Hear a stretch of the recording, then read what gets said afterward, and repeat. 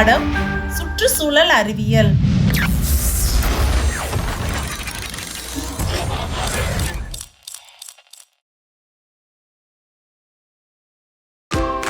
வகுப்பு 2. துணை தலைப்பு எனது அழகான தாய்நாடு. வணக்கம் மாணவ செல்வங்களே. ஒரு அழகான கிராமத்தில் வசிக்கும் ஹேமா என்ற சிறுமியுடன் ஒரு வேடிக்கையான பயணத்திற்கு செல்வோம். அவள் தனது சொந்த ஊரை சுற்றி பார்க்க விரும்புகிறாள். வாருங்கள், நாமும் அவளுடன் இணைந்து அவள் என்னென்ன கண்டுபிடிக்கிறாள் என்று பார்ப்போம்.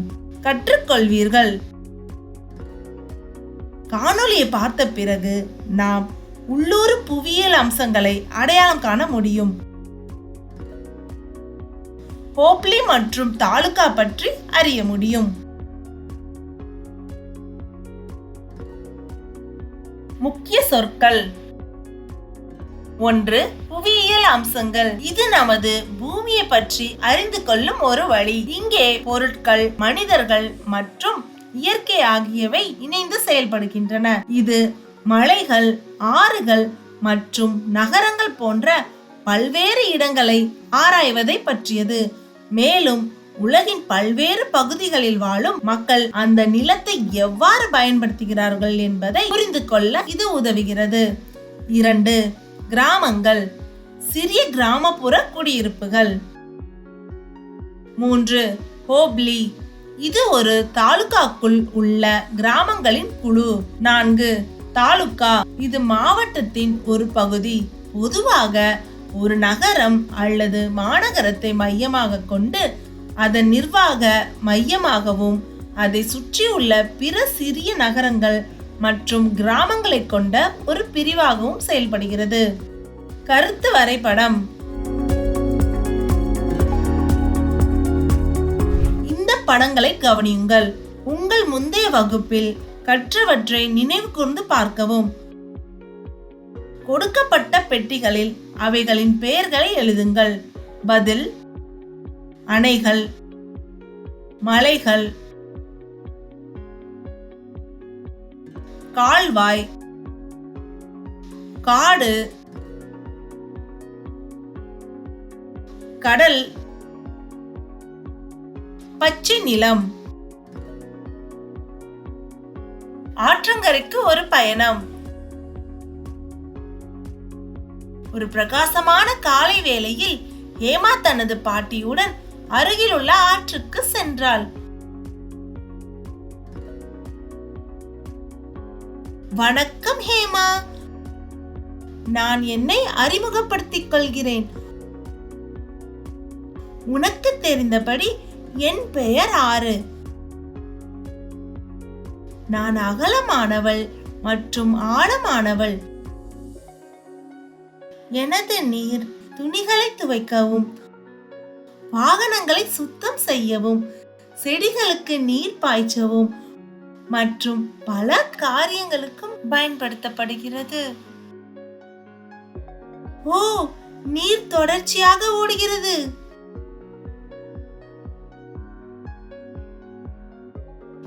அவள் மக்கள் நீரை பயன்படுத்தி வேலை செய்து கொண்டிருப்பதை பார்த்தாள். அவள் தனது கால்களை நீரில் வைத்து சிறிது நேரம் மகிழ்ச்சியுடன் விளையாடினாள்.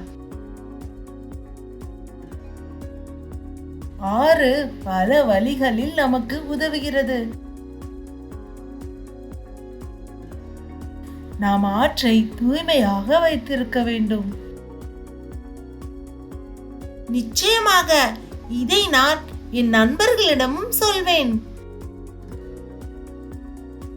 பசுமையான காடு.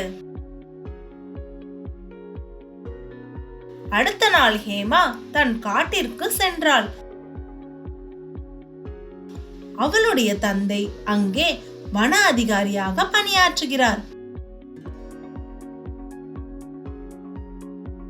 வணக்கம் ஹேமா, எதை பார்த்து கொண்டிருக்கிறாய்? நான் தான் மரம். நான் பச்சை நிறத்தில் இருப்பேன். அங்கே பார், அவர்கள் எல்லாம் என் நண்பர்கள். பலர் என்னை வாழிடமாக பயன்படுத்துகிறார்கள். நாங்கள் அனைவரும் ஒரு காட்டில் வசிக்கிறோம். காடு புன்னகையுடன் சொல்கிறது,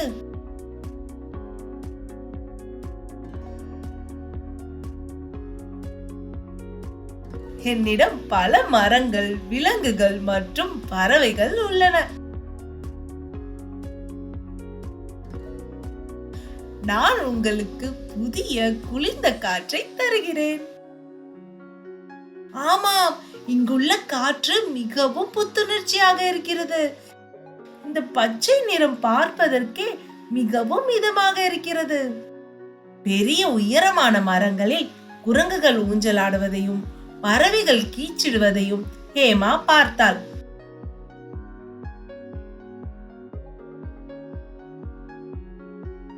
அவற்றையெல்லாம் பார்த்து அவள் மகிழ்ச்சியில் துள்ளி குதித்தாள்.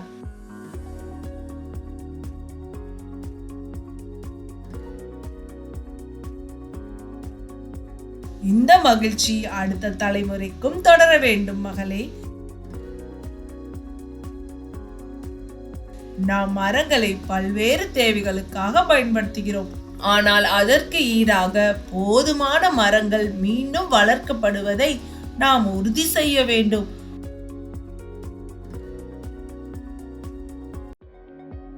நாம் காட்டினை பாதுகாக்க வேண்டும். ஒருபோதும் அதிக மரங்களை வெட்டக்கூடாது.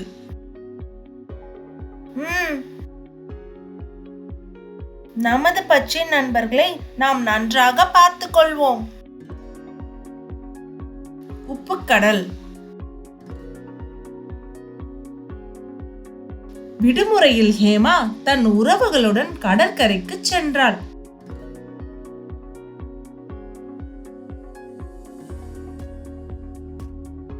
அவர்கள் அனைவரும் கடற்கரை ஓரத்தில் மிகவும் மகிழ்ச்சியாக விளையாடிக் கொண்டிருந்தனர்.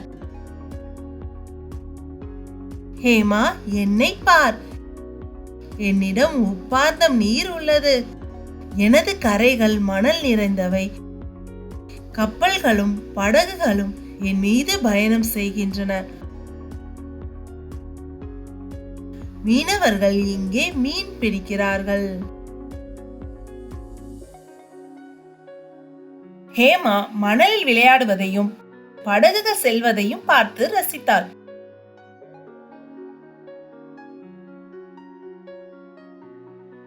மீனவர்கள் கடினமாக உழைப்பதையும் அவள் கண்டாள்.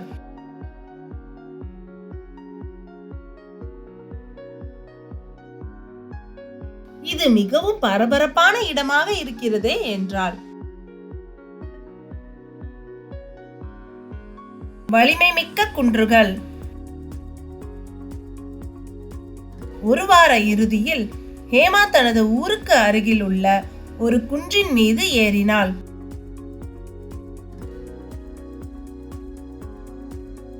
வணக்கம் ஹேமா, என் பெயர் என்னவென்று உனக்கு தெரியுமா?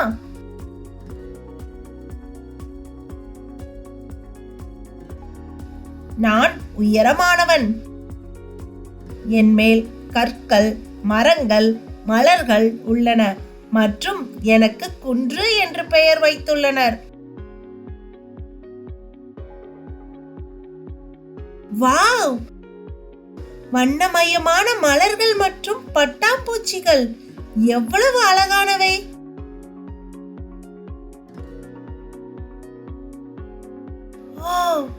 என்ன அருமையான அருவி!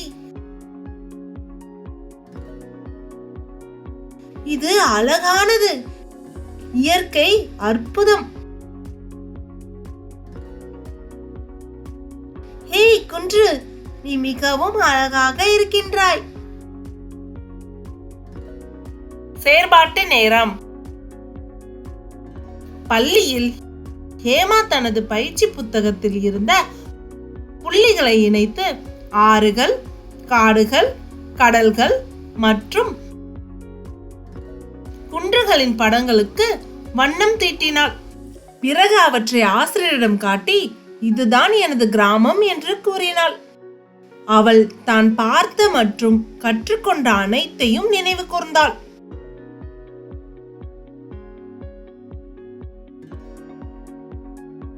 மிகவும் நன்றி ஹேமா. என் இனிய மாணவர்களே, இவையெல்லாம் உங்கள் பெரிய கிராமத்தில் காணப்பட்டவை அல்லவா? இதனை நினைவில் வைக்கவும். கிராமங்கள் என்பது சிறிய கிராமப்புற குடியிருப்புகள்.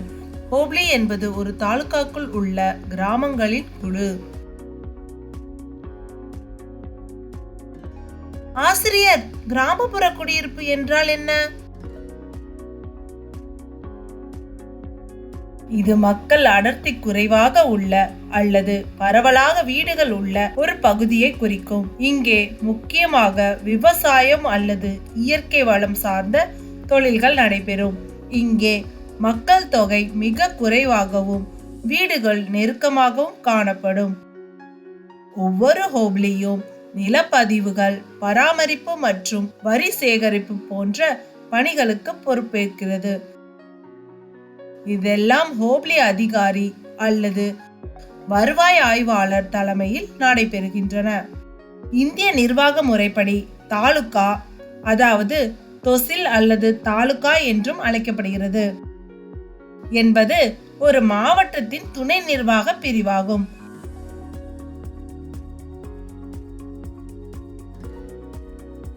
இது ஒரு மாவட்டத்திற்குள் இருக்கும் ஒரு பகுதியாகும்.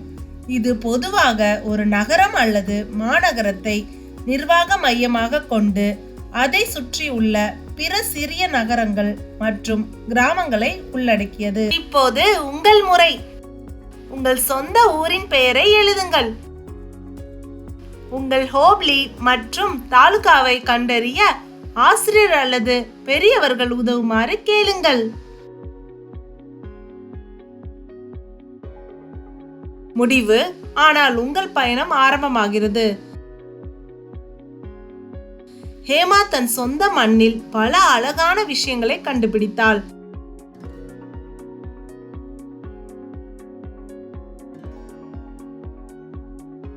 நீங்களும் உங்கள் சுற்றுப்புறத்தை ஆராய்ந்து கற்றுக்கொள்ளலாம்.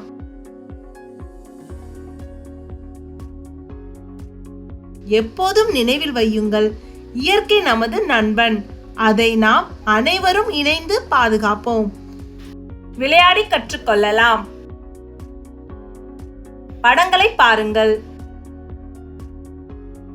ஆறு, மலை, கடல், காடு போன்ற படங்களை கண்டறிந்து வட்டமிட முடியுமா? அவற்றின் பெயர்களை கொடுக்கப்பட்டுள்ள இடத்தில் எழுதுங்கள். இதை விளையாடுங்கள். பின்வரும் வட்டில் உங்கள் சுற்றுப்புறத்தில் காணப்படும் சில இயற்கை பொருட்கள் உள்ளன. அவற்றை கண்டறிந்து வட்டமிடுங்கள். பின்னர் கீழே கொடுக்கப்பட்ட இடத்தில் அவற்றின் பெயர்களை எழுதுங்கள்.